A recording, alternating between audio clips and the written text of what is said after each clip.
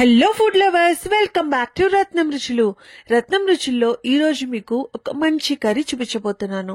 అది చింత చిగురు రొయ్యల కర్రీ. ఇప్పుడు మనకు చింత చిగురు బాగా దొరుకుతుంది కదండి. ఇలాంటి సీజన్ లో చింత చిగురుతో రొయ్యలు మంచి కాంబినేషన్. మరి ఈ రెసిపీను మీరు కంపల్సరీ ట్రై చేయండి. చాలా అంటే చాలా టేస్టీగా ఉంటుంది. అండ్ నేను చెప్పినట్టు ప్రిపేర్ చేసుకుంటే కర్రీ సూపర్ గా వస్తుంది. మరి మా ఛానల్ ని ఫస్ట్ టైం చూస్తున్నట్టయితే please do like, share and subscribe to Ratnam రుచులు.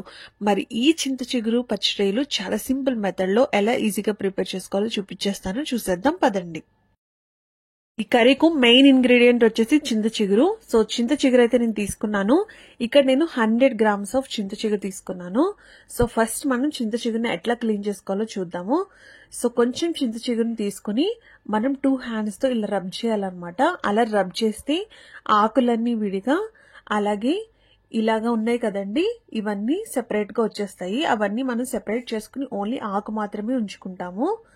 సో ఏవైతే కాడలు ఉన్నాయో అవన్నీ తీసుకుని పక్కన పెట్టేసుకుంటాం అన్నమాట. సో చూసారా, ఇలా అయితే సెపరేట్ చేసేసుకున్నాను. ఇది క్లీన్ చేసేటప్పుడు నీట్ గా క్లీన్ చేసుకోవాలి.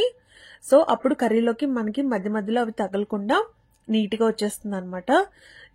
ఇది క్లీన్ చేసేసుకున్నాం కదా. ఇప్పుడు ఒక ప్యాన్ పెట్టుకుని దాంట్లో 2 tablespoons ఆఫ్ ఆయిల్ వేసుకోవాలండి. ఆయిల్ వేసుకున్న తర్వాత కొంచెం జీలకర్ర, అలాగే కొంచెం ఆవాలు చిట్పట్లాడిన తర్వాత దీంట్లో ఉల్లిపాయలు తీసుకుంటున్నాను. నేను ఇక్కడ మీడియం సైజ్ ఉల్లిపాయలు 2 తీసుకున్నాను. అవి వేసేసుకున్న తర్వాత చక్కగా వాటిని మగ్గించేసుకోవాలి. సో ఇలాగా ఉల్లిపాయలు అనేవి చక్కగా మగ్గిపోయిన తర్వాత దీంట్లో కొంచెం పచ్చిమిర్చి, అలాగే వెల్లుల్లి వేసుకోవాలి. ఈ చింత చిగురు పచ్చడిలో మనం అల్లం వెల్లుల్లి పేస్ట్ వేయకూడదండి. సో పులుపు కూరలు ఏదైనా మనం అల్లం వెల్లుల్లి పేస్ట్ వేస్తే అంత టేస్టీగా ఉండదు. వేసుకుంటే మనం వెల్లుల్లి వేసుకోవాలి. సో ఇప్పుడు దీంట్లో రొయ్యలు యాడ్ చేసుకుంటున్నాను నేను. సో రొయ్యలు అయితే నేను ఈ క్వాంటిటీగా తీసుకున్నాను అనమాట. సో ఇది తీసుకుని అది కొంచెం వేగిన తర్వాత మనం మూత పెట్టేసుకుని మగ్గించుకోవాలి. ఇలా మగ్గించుకుంటే దాంట్లో ఉన్న వాటర్ అంతా బయటకు వచ్చేస్తుంది. ఇలా వాటర్ అంతా చక్కగా బయటకు వచ్చేసిన తర్వాత దీంట్లో కొంచెం పసుపు, అలాగే 1.5 tablespoon కారం, అలాగే మనకి ఉప్పు కూడా 1.5 tablespoon ఉప్పు పడుతుందండి. సో కారం ఎంతైతే వేసుకున్నామో ఉప్పు కూడా అంతే వేసుకోవాలి. నేను ఇక్కడ క్రిస్టల్ సాల్ట్ యూజ్ చేస్తున్నాను. మీరు కావాలంటే నార్మల్ సాల్ట్ అయినా యూజ్ చేసుకోవచ్చు. సో సాల్ట్ కూడా వేసేసిన తర్వాత ఈ ఉప్పు కారం అంతా చక్కగా రొయ్యలకు పట్టేలాగా మొత్తం కలిపేసుకుని తర్వాత దీంట్లో ఒక టీ గ్లాస్ వాటర్ వేసుకుని మూత పెట్టేసుకుని మనం మగ్గించేసుకోవాలి. సో మూత పెట్టేసుకుంటే చక్కగా బాయిల్ అయిపోతుంది అనమాట. సో ఒక 5 minutes తర్వాత చూసారా, ఇలా బాయిల్ అవుతుండగా మనం ముందుగా నీట్ గా క్లీన్ చేసి పెట్టేసుకున్న చింత చిగురుని దీంట్లో వేసేసుకోవాలి. వేసుకున్న తర్వాత కొత్తిమీర కూడా కొంచెం యాడ్ చేసుకున్నానండి. కొత్తిమీర ఇవన్నీ వేసేసుకున్న తర్వాత ఒకసారి బాగా మిక్స్ చేసేసుకోవాలి. సో ఈ కర్రీ అయితే చాలా చాలా టేస్టీగా ఉంటుంది. ఇది సీజనల్ గా దొరికేది కాబట్టి మీకు దొరికితే కంపల్సరీ ట్రై చేయండి. సూపర్ గా ఉంటుంది రెసిపీ. దీంట్లోకి కొంచెం నిమ్మకాయ సైజ్ అంత చింతపండు నానబెట్టుకుని దాని గుజ్జు తీసుకోవాలన్నమాట. ఇలా థిక్ గా తీసుకుని దీంట్లో యాడ్ చేసేసుకుని మళ్ళీ మనం ఉడికించుకుంటాం ఈ కూరని.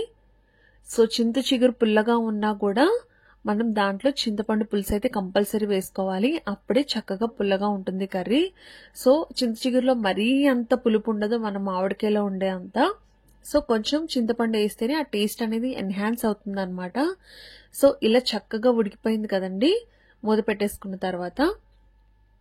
సో ఇప్పుడైతే మన కర్రీ ఆల్మోస్ట్ దగ్గరికి వచ్చేసింది. కాకపోతే దాంట్లో ఉన్న ఆయిల్ అంతా చక్కగా బయటకు వచ్చేసేయాలన్నమాట. సో ఈ రకంగా ఆయిల్ అంతా బయటకు వచ్చేస్తే మన కర్రీ రెడీ అయిపోయినట్టే. అంతే అండి, చాలా సింపుల్ గా ప్రిపేర్ చేసుకుని చింత చిగురు రొయ్యల కర్రీ అయితే రెడీ అయిపోయింది. మీరు కూడా ట్రై చేసి ఎలా ఉందో కామెంట్ సెక్షన్ లో కామెంట్ చేయడం మాత్రం మర్చిపోవద్దు. అలాగే ఈ కర్రీ ఏ రోజు చేసుకున్నది అదే కాకుండా నెక్స్ట్ రోజుకి ఇంకా బాగుంటుంది అనమాట. మరి మీరు కూడా ఈ కర్రీని ఇలా ఈజీగా ప్రిపేర్ చేసేసుకోండి. సబ్స్క్రైబ్ టు రత్నం రుచులు మరిన్ని ఇంట్రెస్టింగ్ అండ్ టేస్టీ రెసిపీస్ కోసం. Thanks for watching. Bye. See you in next video.